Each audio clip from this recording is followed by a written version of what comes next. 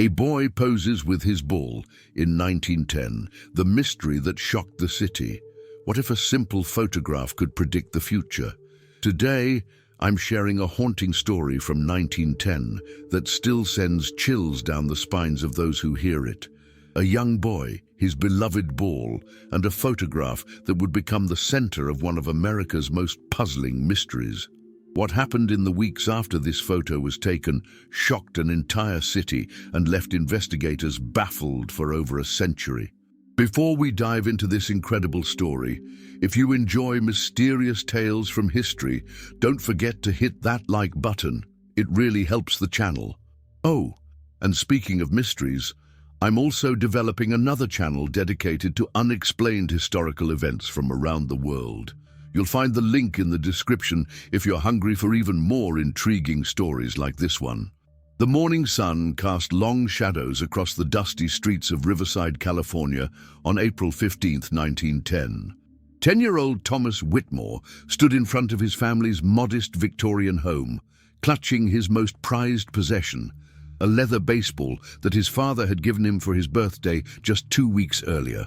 "Hold still, Tommy," called Mr. Charles Bennington, the local photographer who had set up his large wooden camera on the sidewalk, "and give us that winning smile of yours." Thomas beamed, his freckled face lighting up with the pure joy that only a child with a new toy could possess. He wore his Sunday best, a crisp white shirt with suspenders, knee-length trousers, and polished black boots that his mother had insisted on despite his protests. The baseball was held proudly at his chest, its fresh leather still gleaming in the morning light. The photograph was commissioned by Thomas's parents, William and Mary Whitmore, as part of a family documentation project. William worked as a foreman at the local citrus packing house, and they had recently saved enough money to afford several family portraits, a significant luxury for a working-class family in 1910. "Perfect," Mr. Bennington declared, as he squeezed the rubber bulb to capture the image. "That'll be a fine portrait, young man." But what no one noticed at the time was the peculiar shadow in the background of the image, a dark shape near the garden gate that didn't quite match any of the surrounding objects. It would be weeks before anyone paid attention to this detail, and by then, it would be too late. Dr. Jennifer Martinez, a modern-day historian specializing in early 20th century California, discovered the photograph in 2019 while researching the Riverside Historical Society's archives. "What struck me immediately," she would later recount, "was not just the clarity of the image, but the strange atmospheric quality around the boy. There was something unsettling about it that I couldn't quite place." The Whitmore family lived on Magnolia Avenue, in a neighborhood populated by other working families connected to the booming citrus industry. Thomas was known throughout the area as an energetic, intelligent boy who loved baseball and spent his afternoons playing with other children in the orange groves that surrounded the city. His teacher, Miss Eleanor Patterson, would later describe him in a letter to investigators as exceptionally bright and curious, always asking questions about how things worked.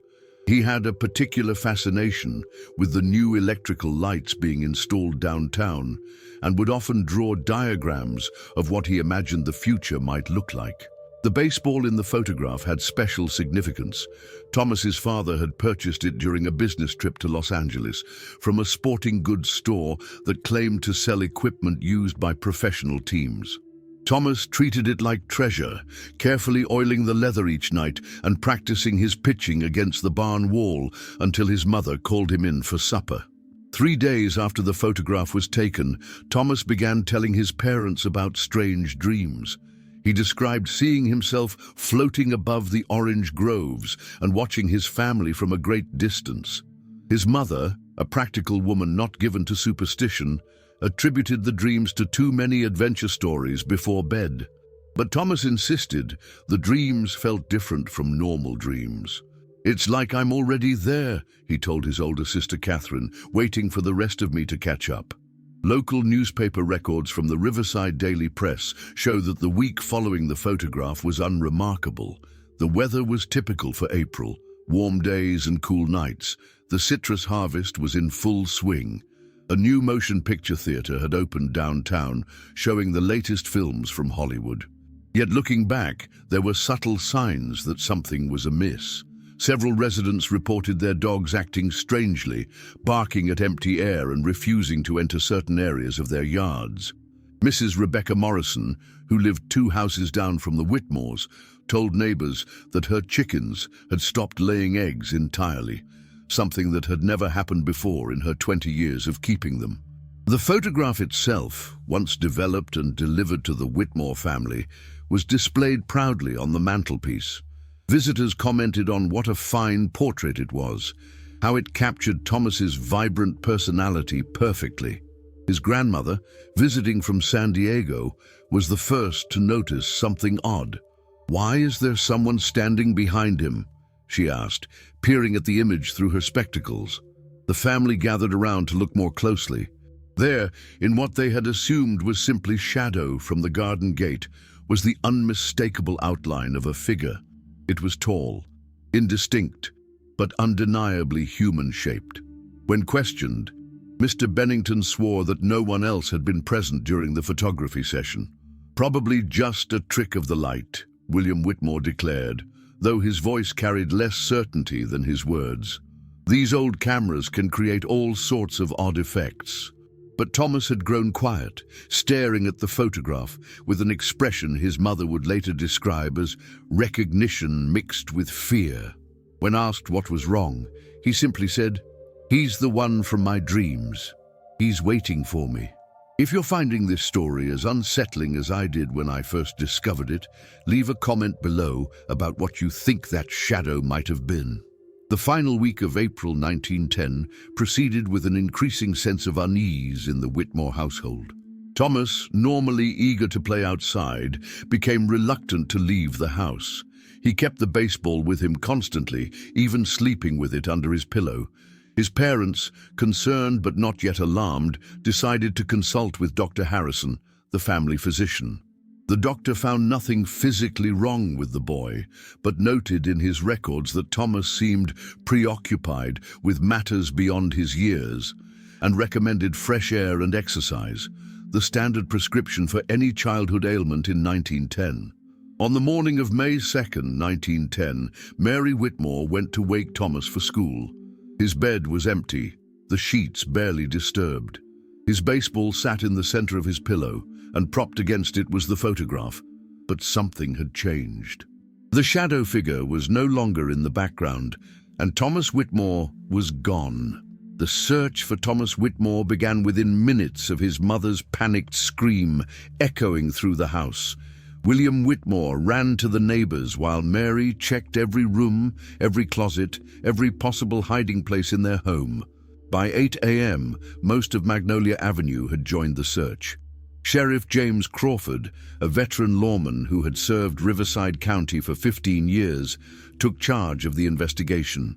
His first action was to interview everyone who had seen Thomas in the days leading up to his disappearance. What emerged was a puzzling picture of a boy who seemed to know something was going to happen to him.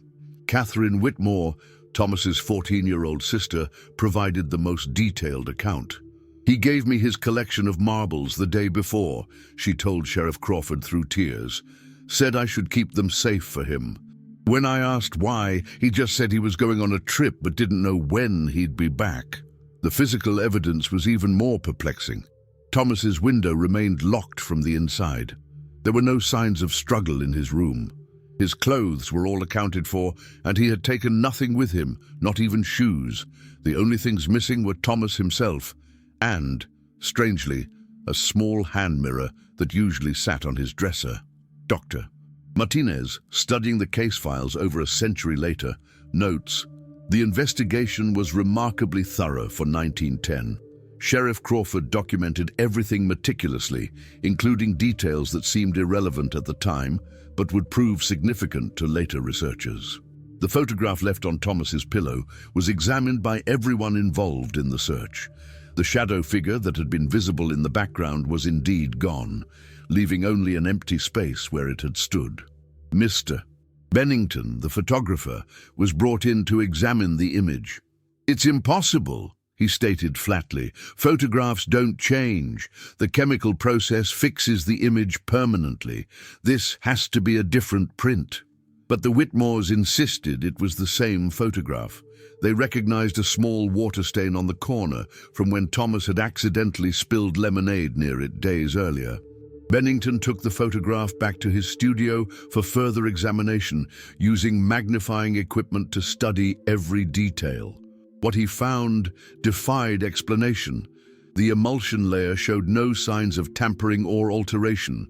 The image was consistent with a single exposure, except for the missing shadow. Even more disturbing, under magnification, faint marks were visible where the shadow had been, as if something had been physically lifted from the photographic plate itself. The search expanded rapidly. The orange groves were combed by dozens of volunteers. The local railway station was checked, though no trains had departed during the night. The Los Angeles River, such as it was in 1910, was searched by boat. Bloodhounds were brought in from Los Angeles, but they could find no trail leading away from the Whitmore house. Then came the first of several strange incidents that would complicate the investigation. On May 4th, 2 days after Thomas's disappearance, multiple residents reported seeing a boy matching Thomas's description in different parts of the city simultaneously. Mrs. Adelaide Foster swore she saw him walking past her shop on Main Street at 2:15 p.m.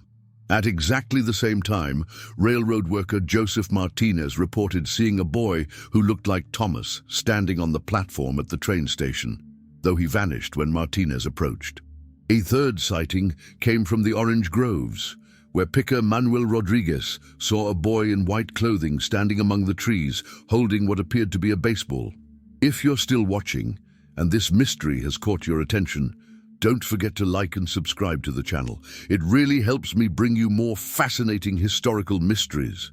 Sheriff Crawford was skeptical of these simultaneous sightings, but dutifully investigated each one. What he found was that each witness was credible, with no reason to lie and no connection to each other. The descriptions matched perfectly, not just Thomas's appearance, but specific details like a small tear in his shirt collar that his mother had mended the week before. The investigation took another turn when Mrs. Morrison, the neighbor with the chickens, came forward with additional information.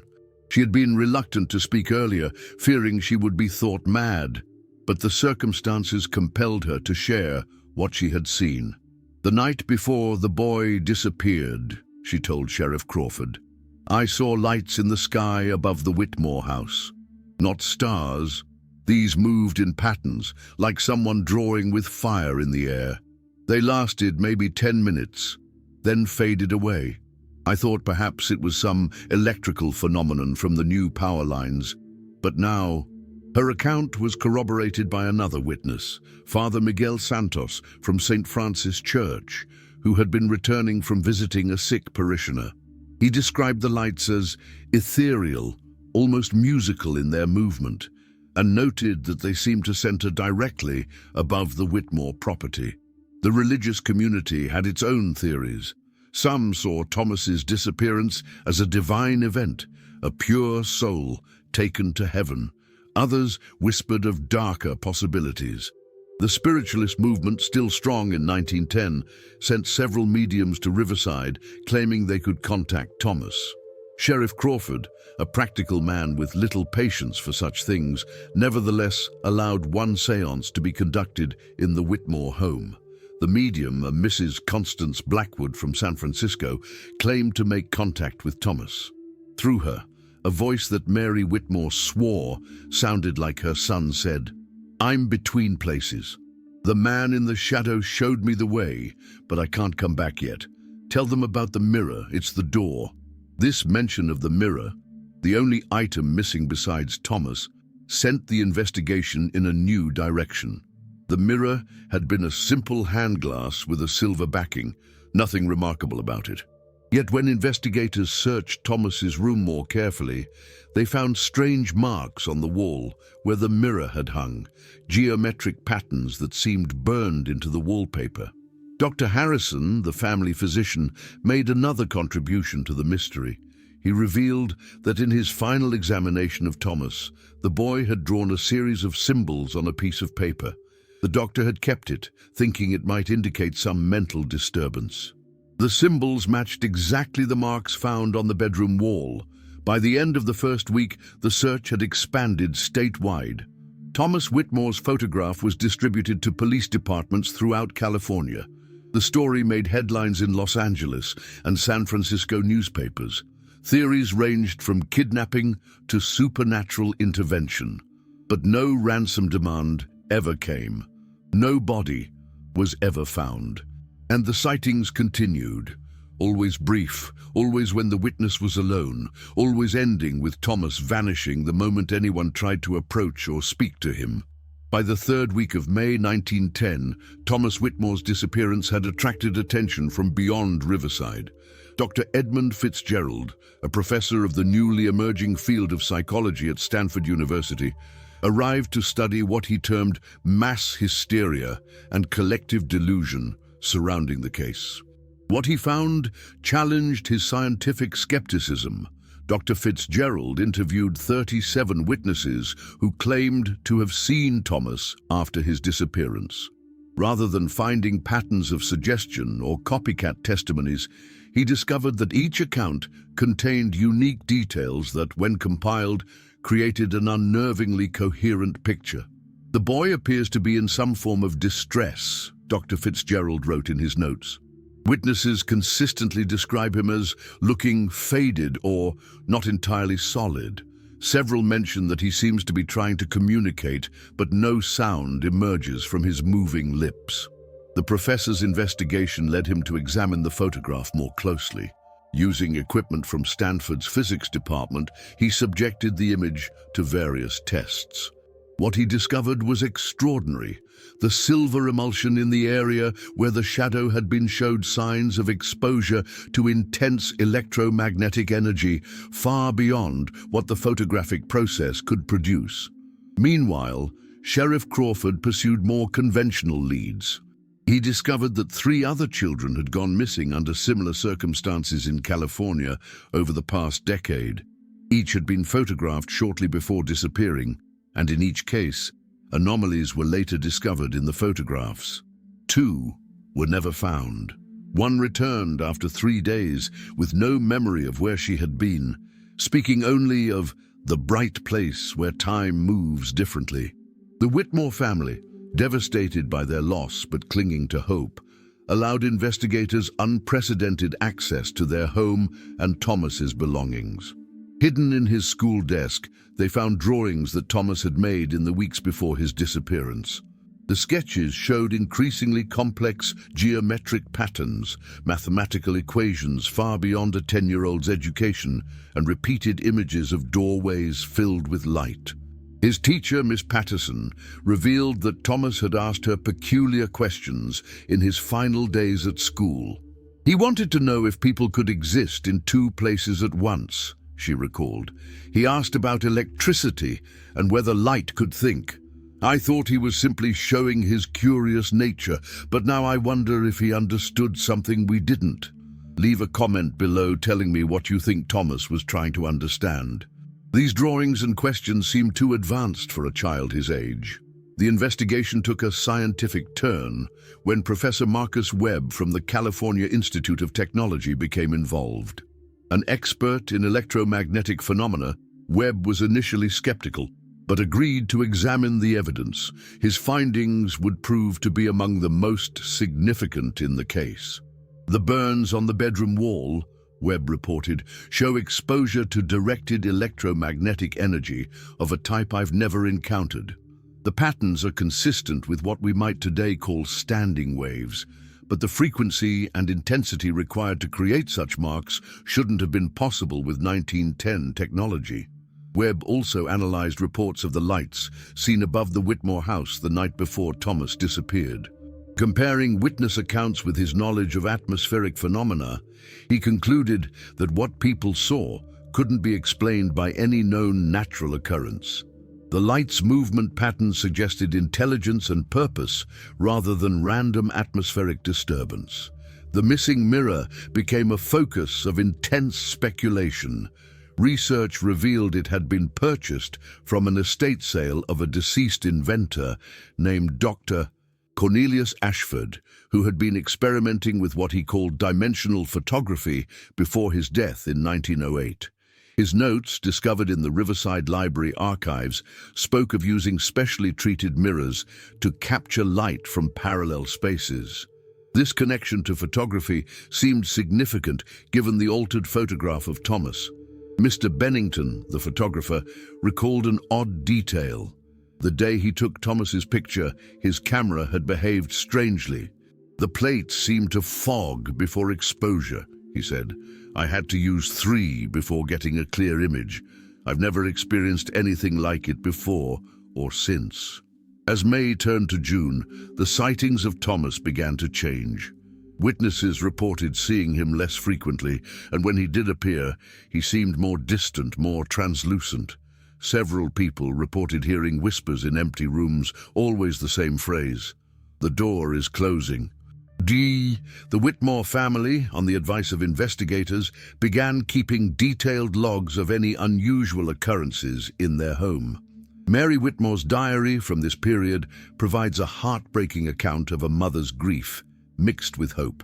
She wrote of finding Thomas's baseball moved to different locations each morning, always in places he used to play.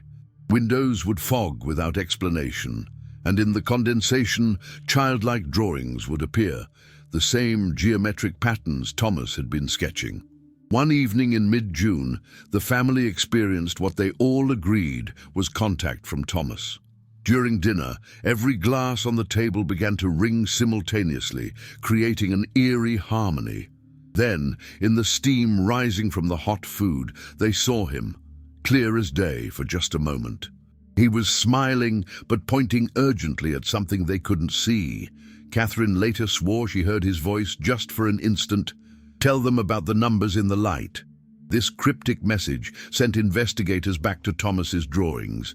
Hidden in the geometric patterns, Dr. Fitzgerald discovered numerical sequences that, when analyzed by Professor Webb, corresponded to electromagnetic frequencies.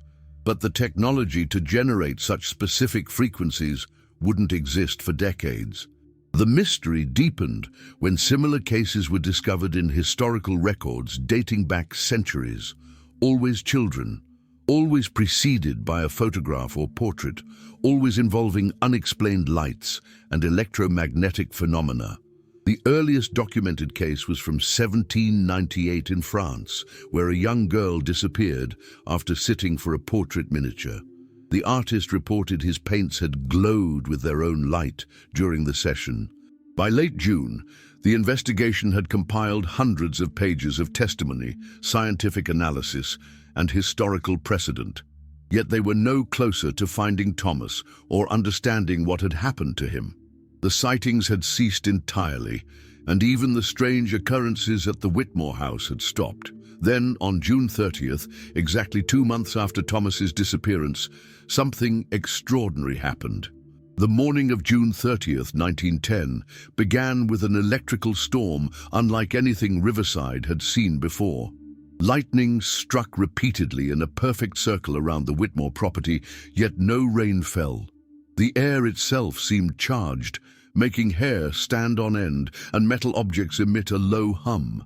At exactly 10:47 a.m., the same time Thomas had disappeared 2 months earlier, everything changed. Mary Whitmore was in Thomas's room, as she often was, holding his baseball and praying for his return. A brilliant flash filled the room, so bright she had to close her eyes. When she opened them, Thomas was there, standing in the center of the room, translucent and flickering like a poorly tuned electric light. "Mother," he said, his voice sounding as if it came from very far away. "I don't have much time." Mary's scream brought the entire family running. They found her kneeling before what appeared to be a projection of Thomas, three-dimensional but not solid, visible but untouchable. His image wavered and stabilized repeatedly, as if struggling to maintain cohesion. "I'm not gone," Thomas said, his words echoing strangely in the small room. "I'm between. The man in the shadow. He wasn't a man. He was a doorway, and I walked through without meaning to." William Whitmore, fighting every instinct to grab his son, asked, "Where are you, Tommy? How do we bring you back?" Thomas's image flickered more violently. The mirror was the key. It reflected more than light. It reflected possibilities. When the photograph captured the shadow, it captured the doorway too. "I've been trying to find my way back, but the paths keep shifting." Catherine, tears streaming down her face, held up the photograph. The shadow had returned, but now it seemed three-dimensional, as if the paper had depth beyond its flat surface. "Is this the way back?" she asked. "Part of it," Thomas replied. "But it needs more. The frequencies in my drawings, someone needs to recreate them." Professor Webb was close. "Tell him about the resonance of silver and light at the boundary frequency. He'll understand." The family bombarded him with questions, but Thomas was fading. His final words were barely audible. "I'm not alone here. There are others, so many others who found doorways by accident. We're trying to build a bridge back. Don't forget me. I'll keep trying." And then he was gone. Sheriff Crawford arrived within minutes, summoned by neighbors who had seen the electrical phenomenon. He found the Whitmore family in a state of shock, but adamant about what they had witnessed. The room still smelled of ozone, and strange marks had appeared on the floor. The same geometric patterns from Thomas's drawings, but now burned into the wood itself. Professor Webb was telegraphed immediately and took the first train from Pasadena. What he found in the Whitmore house revolutionized his understanding of physics. The burn patterns, when analyzed, revealed mathematical relationships that wouldn't be formally discovered for another 40 years. They suggested the existence of parallel dimensions accessible through specific electromagnetic frequencies. If this scientific explanation is making sense to you, or if you have your own theories about what happened to Thomas, make sure to like and subscribe so you don't miss any updates on this case. Dr. Fitzgerald interviewed each family member separately, looking for signs of collective hallucination. Instead, he found remarkably consistent accounts with individual details that suggested genuine experience rather than shared delusion. Mary had noticed Thomas was wearing different clothes than when he disappeared. William observed that his son seemed taller, as if time passed differently where he was. Catherine said her brother's eyes reflected depths that weren't there before, like looking into a deep well filled with stars. The scientific community was divided. Some dismissed the entire event as grief-induced hysteria. Others, particularly those who had examined the physical evidence, began to consider possibilities that challenged established physics. A secret committee was formed at Caltech to study what they termed dimensional interface phenomena. Meanwhile, the Whitmore family began preparing for Thomas's permanent return. Following his instructions, they worked with Professor Webb to understand the frequency patterns in the drawings. Webb discovered that the patterns, when translated into electromagnetic wavelengths, created interference patterns that theoretically could fold space-time. The photograph became central to their efforts. Under various light conditions, it revealed hidden layers, images superimposed on images, showing Thomas in multiple locations simultaneously. In one layer, he appeared to be in a vast library filled with impossible architecture. In another, he stood in a field of crystalline structures under an alien sky. Other families began coming forward with similar experiences. The girl who had returned with no memory underwent hypnosis and recalled fragments, a place where all times existed at once, and beings who existed partially in multiple dimensions. Her drawings, made under hypnosis, matched Thomas's geometric patterns exactly. By mid-July, Professor Webb had constructed a device based on Thomas's instructions, a framework of copper coils designed to generate the specific frequencies indicated in the drawings. The first test, conducted in the Whitmore's backyard, produced unexpected results. For approximately 3 seconds, a shimmering doorway appeared in the air. Through it, observers glimpsed a corridor that seemed to extend infinitely in directions that hurt to contemplate. The doorway collapsed before anyone could act, but equipment recorded electromagnetic signatures unlike anything in known science. More significantly, for hours afterward, the area where the doorway had appeared remained thin. Objects passed through it seemed to briefly exist in two places at once. Word of the experiment leaked to the press, causing a sensation. The Whitmore house was besieged by reporters, scientists, and curiosity seekers. Religious leaders declared it either a miracle or the work of the devil. The government, concerned about the implications, sent representatives to investigate. But the Whitmores had only one concern: bringing their son home. They continued the experiments, each time achieving longer-lasting doorways. Thomas appeared twice more, each time providing additional information. He spoke of learning from beings who existed naturally in multiple dimensions, of understanding that human consciousness could transcend physical limitations under specific conditions. The breakthrough came on July 30th, exactly 3 months after Thomas's disappearance. During an attempt that combined the electromagnetic device with the original photograph placed at the focal point, something unprecedented occurred. The doorway not only opened but stabilized. Through it stepped Thomas Whitmore, solid, real, and home. But he was changed. Thomas Whitmore stood in his family's parlor, physically present, but somehow different. His eyes held depths that seemed to look through rather than at objects. When he moved, there was a slight delay, as if reality needed a moment to catch up with his intentions. Most unsettling of all, his shadow didn't always match his movements. It would sometimes precede him, sometimes lag behind. The reunion was emotional, but tinged with uncertainty. Thomas embraced his family, but his touch felt strange, not quite solid, not quite ethereal.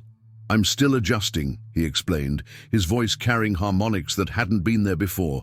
"Existing in one dimension feels constraining now." Medical examinations revealed physiological changes that defied explanation. Thomas's cellular structure showed signs of exposure to energies unknown to science. His brain activity displayed patterns that suggested he was processing information on multiple levels simultaneously. Most remarkably, he could affect photographic plates without light. His presence alone could create images. "I need to explain," Thomas told the assembled investigators, scientists, and his family, "but understand that language wasn't designed for what I've experienced. I'll do my best." He began with the night before his disappearance. The dreams hadn't been dreams. They were contacts from beings existing in parallel dimensions. "They weren't trying to take me," he clarified. "They were trying to warn me. The shadow in the photograph wasn't a being. It was a weakness in the dimensional barrier, and I was somehow attuned to it." The mirror, Thomas explained, had been treated with compounds by its previous owner that made it sensitive to dimensional fluctuations.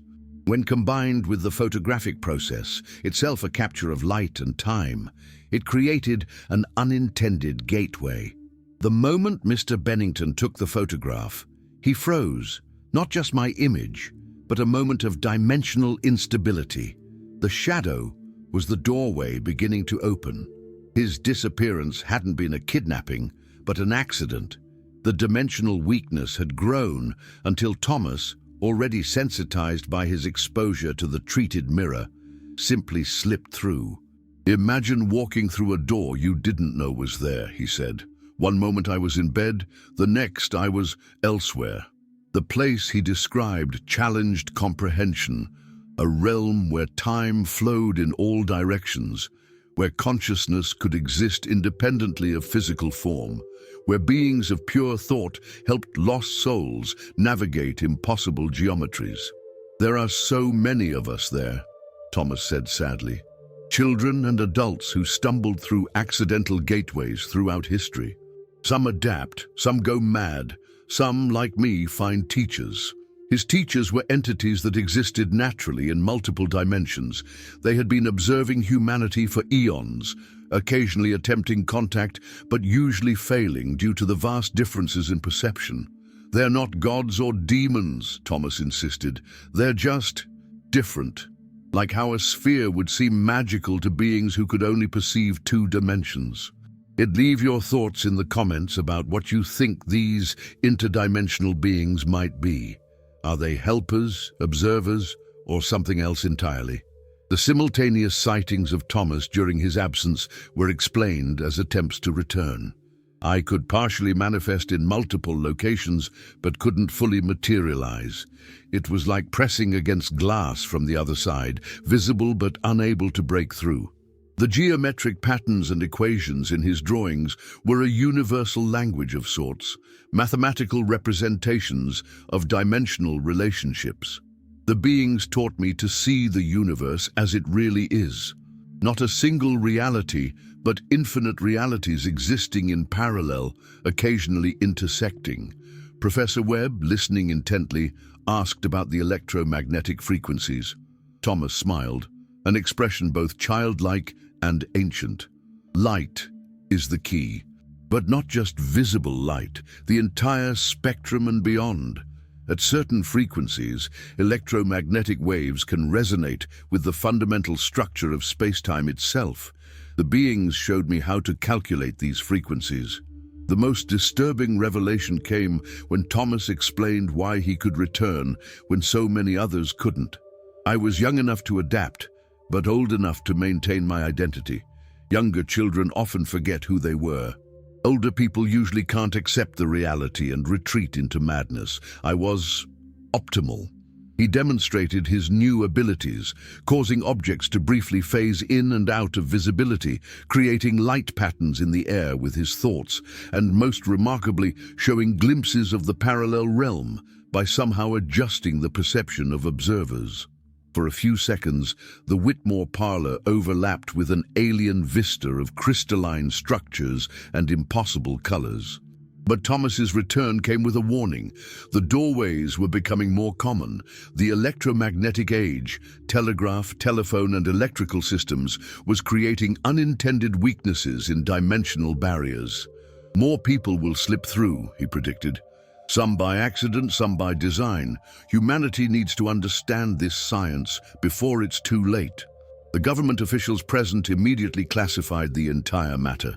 The Whitmores were sworn to secrecy, and Thomas was taken for further study, though he went willingly, understanding the importance of teaching what he had learned. The official story became that Thomas had been found wandering in the desert with amnesia, traumatized but otherwise unharmed. But the truth couldn't be completely suppressed. Too many people had witnessed the events. The photograph, now showing Thomas clearly with no shadow figure, became a family heirloom with a strange reputation. Visitors reported feeling dizzy when looking at it too long, and several claimed to see other figures moving in the background when viewed peripherally. Dr. Fitzgerald published a carefully worded paper on mass psychological phenomena in missing persons cases that hinted at deeper truths for those who knew how to read between the lines.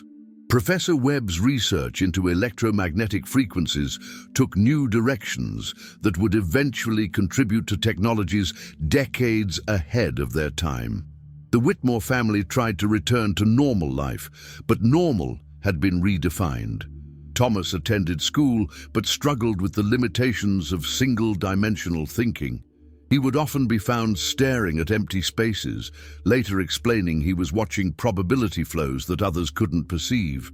His presence affected electrical devices, causing lights to flicker and radios to pick up transmissions from impossible distances.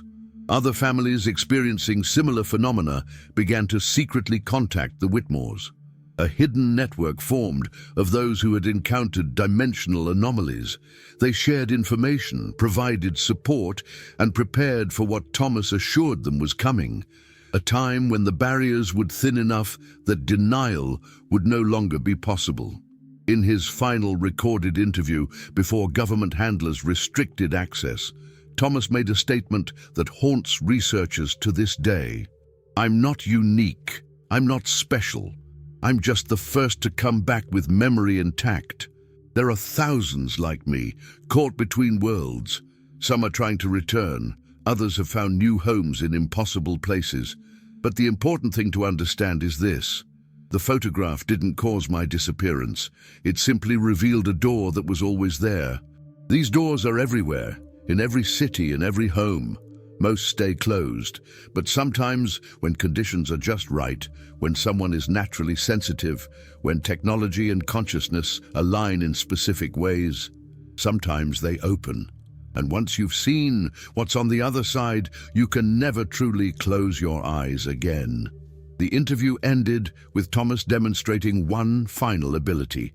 He held up the baseball, his cherished possession that had remained behind during his disappearance. As observers watched, the ball began to phase, becoming transparent, then solid, then multiplying into dozens of versions of itself, each slightly different, each representing a probability of what the ball could be. "This is reality," Thomas said, as the multiple baseballs collapsed back into one. Not a single thread, but a tapestry of infinite possibilities. I've seen the whole weave. And somewhere in that pattern, there's a thread where I never came back, where my family never knew what happened to me. I'm grateful to be in this thread, even if I can never be fully part of it again. So there you have it, the incredible story of Thomas Whitmore, the boy who disappeared into a photograph and returned forever changed. Was it an interdimensional accident, a glimpse into the true nature of reality, or something our minds simply aren't equipped to understand? The evidence exists, carefully preserved in archives that few have access to, raising more questions than answers.